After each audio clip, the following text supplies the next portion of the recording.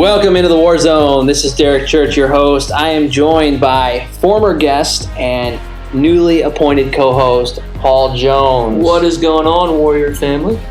People liked the vibe we had. We were vibing on the last episode. I'm what they call, don't ever tell me you're vibing with me ever again, but I'm what they call the people's champion. Okay. Yeah. All right. Yeah. So you guys liked what you heard the last time, so we decided to run it back again with a co-host here. And another one. Yep. So we are talking today about exposure, the exposure myth. And we're going to come back to that. But this is a great time to lead into some recent news. So we're going to drop that music for our baseball news. So we had two major news stories dropped for TCA baseball over the last week. First of all, the MLB draft took place, Paul, last week. It's always it's always a busy time for TCA baseball because we've got players every year who are draft hopefuls. This year we had two former TCAers go in the MLB draft. In the fifth round, Irvin Carter, who was our starting pitcher in the 2017 state championship game, was drafted by the Blue Jays. And in round 15, B.J. Murray, two-time state champion, 2016-2017. 2 rings. He's got 2 rings. He was drafted by the Chicago Cubs, so he'll join our guy, Edmund American, another TCA alum in the Chicago Cubs system. So they both play for the Cubs. They both play for the Cubs, my favorite team. So I'm your pretty jersey excited about closet that. will be filling up fast. I will be purchasing the very first B.J. Murray jersey that I can. Let's go. Second big bit of baseball news, the area code games. Do you know what the area code games is, Paul? No, I was brought up in South Jersey. I had never heard of an area code game, but it sounds important. It's very important. What is it? It's the top high school players in the country are invited out to California to participate in basically a showcase. Ariel Antigua, our incoming junior shortstop, was chosen to participate in the Florida group, which is under the Nationals team. And he is headed out to California in August to compete with some of the best in the country. West Coast? He's headed out to the West Coast. Oh, good for him. Headed out to Cali. So this game has featured some really big names in the past. We've got guys like Mike Trout, Bryce Harper, Chris Bryant, Giancarlo Stanton, Albert Pujols. Albert? The Machine. The Machine. Woo. All these guys have played in the area code games. There's over 200 alumni from the area code games that have made it to the majors. So this is a big deal for Ariel. It's a big deal for the program. So congrats Ariel. Ariel, man. And to these draft picks. And this kind of brings us into our topic of the day, which is what we're calling the exposure myth. This idea. You gotta say it cooler than that. The exposure myth. All right, there you go, Morgan Freeman. Yes. It's this idea. Paul, you and I have heard this now. Oh, man, yeah. It's this idea that I'm going to go to a bigger school because I'm going to get more exposure that I can't get at a Christian school. And we call it a myth. It's really, in some ways, a lie. Mm-hmm. But it's certainly a myth that you can't get exposure at a small school. Yeah, I mean, it's really a disservice to these young athletes, right? And before we talk on this, I just wanted to make clear, Derek and I have nothing against big schools. We have nothing against programs that have resources and students. But our issue comes in when you start taking advantage of the smaller schools and really lying to these young athletes. Yeah, and it's kind of a misnomer that it's the Christian schools or the private schools that are always doing the recruiting. Like you hear that all the time. Oh, private schools recruit. I've seen just as much, if not more, recruiting from public schools, from public school to public school, or from pulling from private schools. And we've experienced it in a parking lot after one of our games, haven't we? Absolutely, twice. Yeah, we've seen it happen. Coaches getting in the ear of a player, and they sell the kid on this idea that if you come to over here, the grass is going to be greener, and we're going to give you all of these opportunities. And the reality is, it's for some of these guys, it's just really nefarious. Yep. Well, nefarious. A ferret. Look it up. Nefarious. Right, hang on, guys. Let me just research this word. Nefarious. Yep. All right. Well, typically of an action or activity, wicked or criminal. Wicked, evil, sinful. Ooh, you spilt the tea there, my guy. Hey, I'm telling you, when you're in a kid's ear, lying to them, Yeah. I mean, I'm even coming from a biblical perspective. I say that's very problematic. There's a verse about tying a rock around someone's neck and throwing him in the breakers. Yeah. Deceiving a child is no bueno. Yeah, it's not good, and we've seen it happen. So we just want to talk today a little bit about some of those myths and some of the things that we can dispel and show you that it's not maybe what you're being sold. Yeah, the grass isn't always greener, and I would like to say just worry about your own lawn. Yeah. Yeah. And when it comes to a small school, you need to really lock into the idea that quality is more important than quantity. Because the school we're at, multiple time state champs in baseball. We have multiple time state champs in soccer. We have a swimming state title. Yep. Very competitive and really... Don't forget the girls basketball state title. State title girls basketball. Yeah. And we're really competitive across the board in every other sport, whether winning districts, competing for regionals, winning playoff games. And we're in a high school of a couple hundred kids. Yep. Yeah, so, I mean, I think we've got proof right there just in the numbers you listed. And you go further and you say, look, we've got over 100 college scholarship athletes. We have, now with the addition of these next two, we're almost up to 20 pro athletes. So it's just a falsehood that you can't succeed or you can't shine on the brightest stage without being at a big school. And what is one of the biggest marketing tools there that young athletes can utilize in today's culture? What is social media? What is social media? Instagram, man. So, when Derek was in high school, they had carrier pigeons that he'd tie a note to a bird and fly it to his next door neighbor, and that's how they talked, and that's how they got recruiting done. He's not that far off. I mean, honestly, I can tell you, back in the 90s, I'm in high school, the newspaper was like the big thing. If you were in the newspaper... What's a newspaper? I know. See, this guy doesn't even know, but... Paper of news? Yeah. And it was like the big deal to get in the newspaper. Yep. Well, now things have completely changed. The internet has completely changed the game for recruiting. It's no longer a word of mouth thing. It's no longer, having to necessarily go to like a scouting combine or to have be a part of a recruiting service. Like, you can be your own recruiting service. And so social media has leveled the field a little bit for small schools because Instagram doesn't care how big your school is. They care how good your content is. And so you had looked a little bit before we did the pod that... Yeah, so I'm not going to name drop here because that's not what I'm about, but I researched a couple public schools around our school, some of the bigger ones, and what I found is their athletic pages had 800 followers, 500 followers, 400 followers. Really, none of them broke 1,000. And the last I checked, our current Instagram account is 1,023 at a little old Trinity Christian Academy. Now, explain that to me, Derek. If we don't get the exposure, if we don't have the resources, we don't have the boosters, then how come our social media presence is so strong?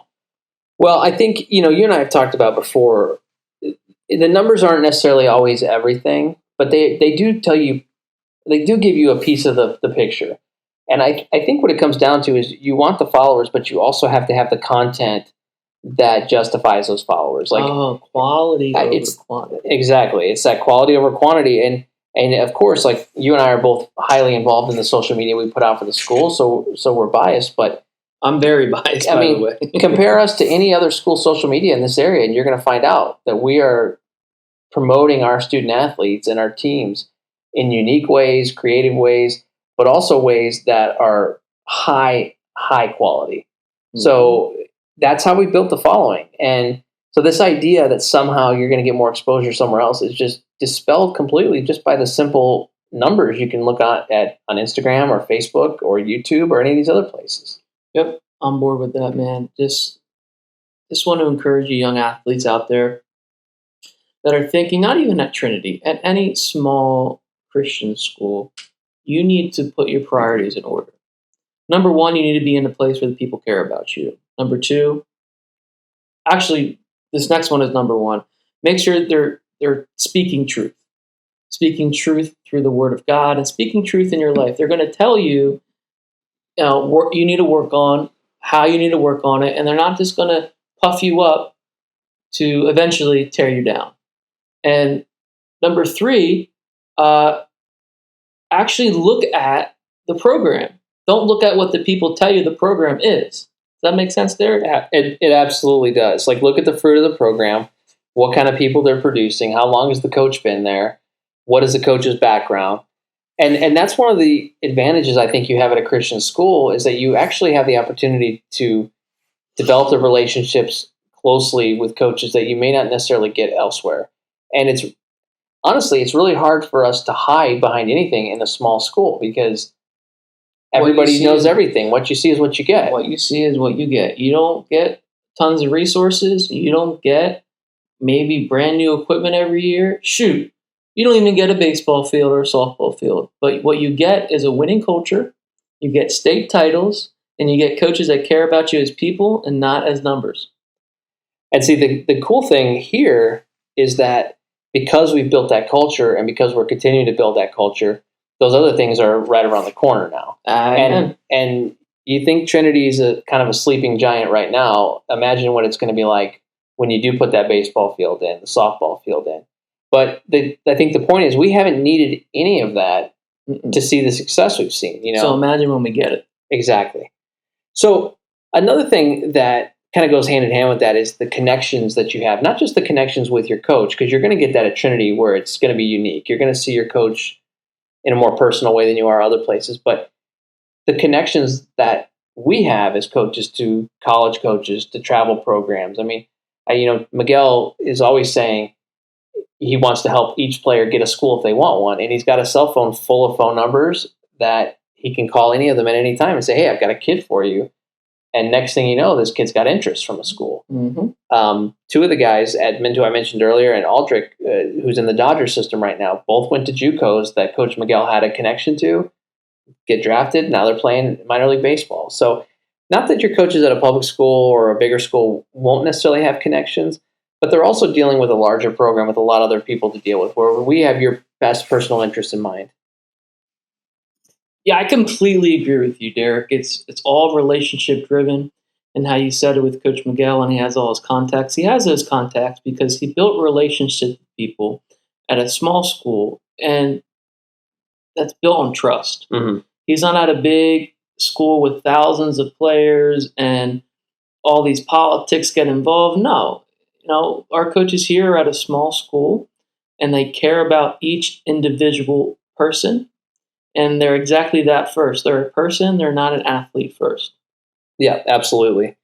So another thing that we should talk about is travel ball, because travel ball levels the playing field too. If you're a talented player, you're going to play travel ball for the most part in the summers or in the off season. And that's kind of the great equalizer, because it doesn't matter what school you go to. If you go, right now in Palm Beach County, you got baseball being played all over the place. If you go and you can hit the best, or you can pitch against the best, they don't care if you go to Trinity Christian Academy or if you go to the biggest school in the state. Like, if you're talented, they will see you in travel ball. If you're good enough, you're good enough. And I am 100% for travel ball, whether it's traveling rec leagues or AAU or whatever the league is. But I just want to encourage you young athletes out there, don't get caught up in the hype. I'm not saying you're not good.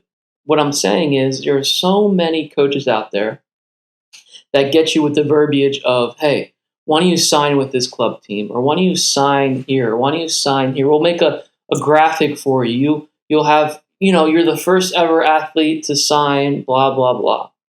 You signing a piece of paper that has no meaning or no value does nothing for you. Okay? And I think a lot of those times in travel ball and club teams, it's a cash grab for those coaches. Of course. I've had kids over the years get sold on playing for a club team, and and the parents start to tell me what's going on, and it's $1,500 for this, another $1,000 for this. And I've known full well the kid was not a college level player, but they were sold on it, because every parent wants their kid to be successful. Every parent wants the dream of my kid's going to go on and play at the highest level. And that's not always a reality. So I would echo what you're saying and just approach travel ball with some caution, knowing that it's important for the recruiting process, but that you just need to make sure you're hooked up with the right people that are going to be honest with you. And that's another thing a small school we can do is we can help you evaluate, your opportunities and say, this may not be the right travel team to play for. Maybe this is where you need to go. And you parents out there of athletes that are listening, just ask questions.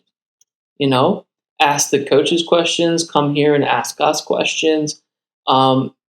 Just don't get wrapped up in the exposure myth of if he plays for this team, there's going to be scouts at every game, and he's guaranteed X, Y, and Z. If a coach ever says this, I guarantee you this, like a actual offer or scholarship, not saying you can't make it happen, just be skeptical. Absolutely. Yeah, approach all of that with caution. The last thing I want to talk about is just a little bit of my own personal experience, because I've been doing this a long time, and I know you've been involved in coaching, and also you were at a Christian school as a student, so you have some experience with this too. But I have very rarely seen it work where a kid leaves a small school where they're thriving for a bigger pool or for a quote unquote greater opportunity.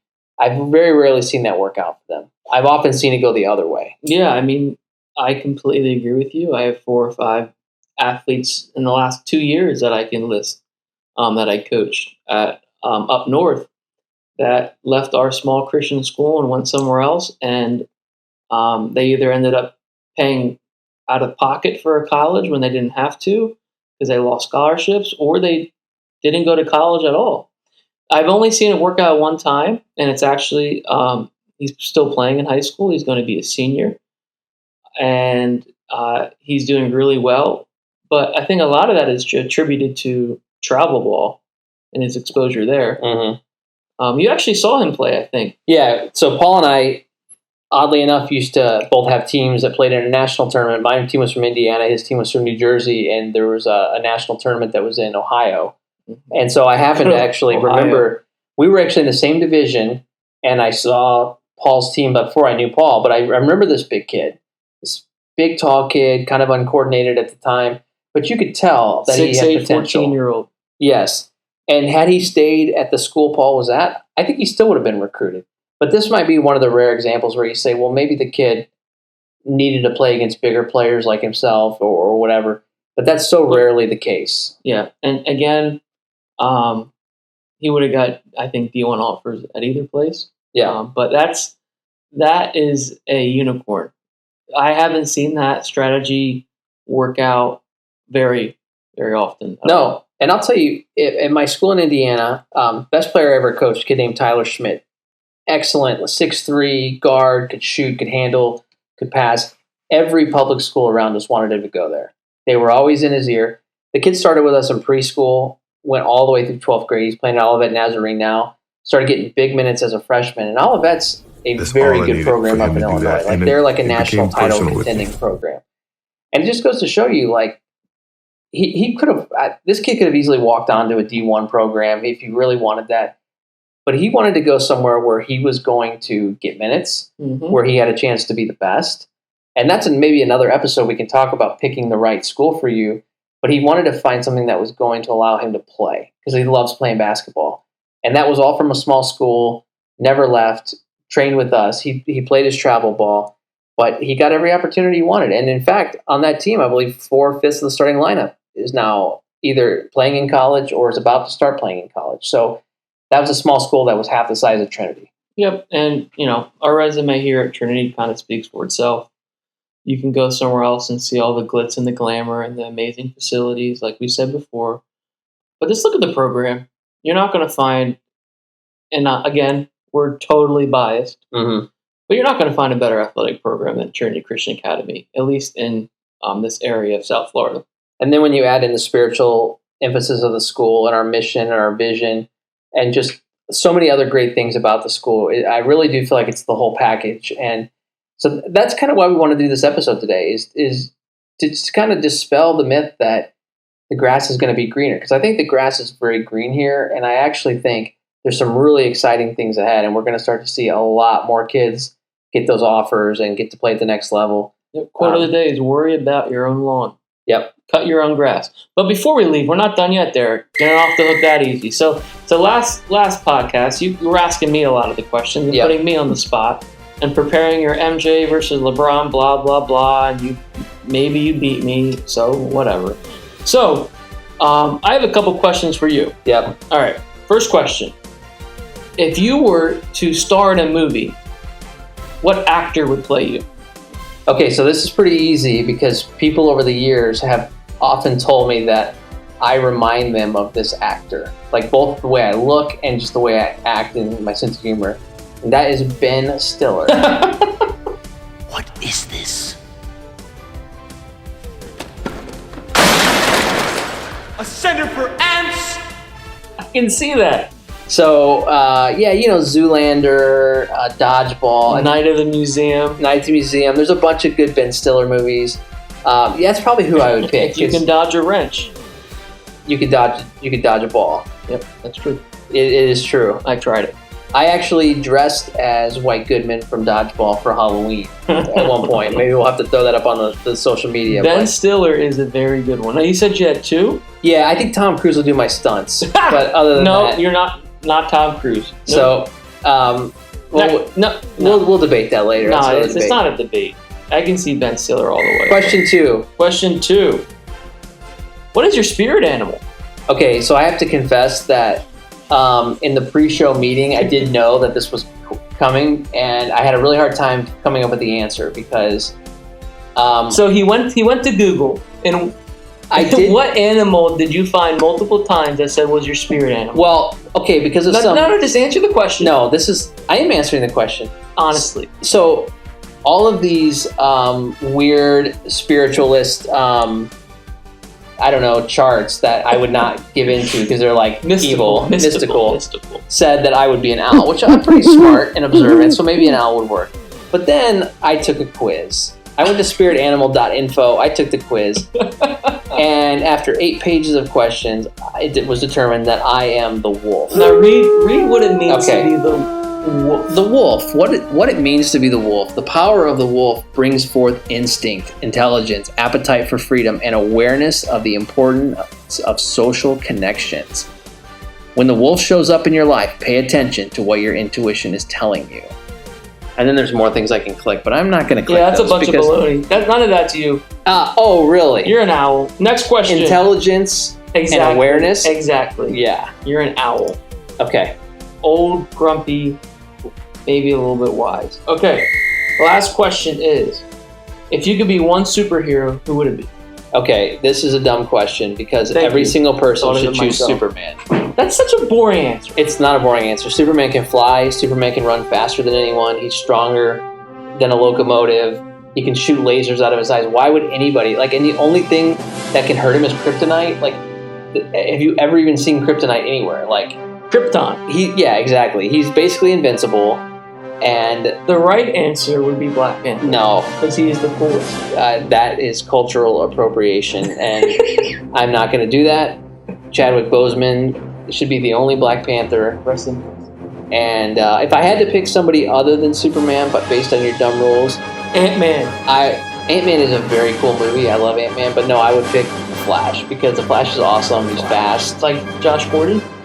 Yeah, minus some of his extracurricular activities. The Flash would be mine. I'm going to ask you these questions next week. You don't have to ask me the actor one, because it's obviously Will Smith. Yes, Will Smith. Does he remind you guys of Will Smith? West Philadelphia, playground. Yeah, you are a Philly guy. That's true, and you are in Miami now. So exactly, and the humor, the wit, the looks, everything. It screams Will Smith when you think of Paul Jones. That's a good point. Well, not really, but you guys in the comments, let us know. Does he remind you of Will Smith, the Fresh Prince? All right, so one new thing we're going to do at the end of every episode to kind of highlight our Christian mission of our athletic department is share a verse of the day, something we think is valuable for you guys to take away. So, Paul, send us out with some fire from the Bible. Proverbs 13:20 reads, "He who walks with wise men will be wise, but the companion of fools will suffer harm. This is D. Chirch and Paul Jones coming from the Warzone podcast. Over and out. Peace.